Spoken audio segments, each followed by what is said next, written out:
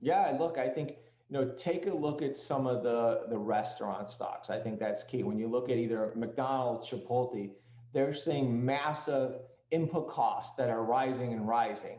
And at the same time, they're having trouble finding workers that are going to consistently work their schedules. So they're offering bonuses, right? They're trying to look at wage growth, but that's going to ultimately increase the price of their goods and services, which will, of course, increase the prices to consumers. So yeah, no doubt, Steve. I think that the numbers are very, very inconsistent as far as what that's telling in terms of the economy. I don't know ultimately what's going to change. Our belief at Livermore, as you know, is we're focused on inflation. We think stagflation is possible as you see, the juice come out of the market in terms of all the deficit spending that we've seen now and witnesses over the past 18 months. What happens when that starts to get pulled back? What happens when we see less QE and the bond buying program of 80 billion a month starts to dissipate? That's going to have, I think, the potential at least to start to re-rate markets, which look extremely frothy, as we've talked about now for several months.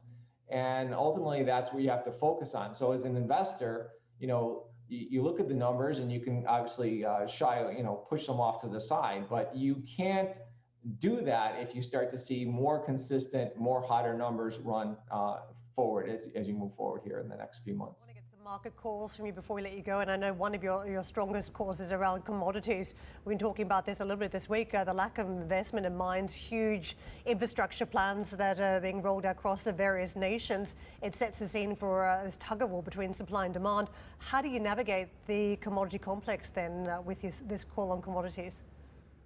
Yeah, so a great question, Karen. I mean, I think, like I said, Livermore, our fund is focused on commodities, banks, industrials for the most part.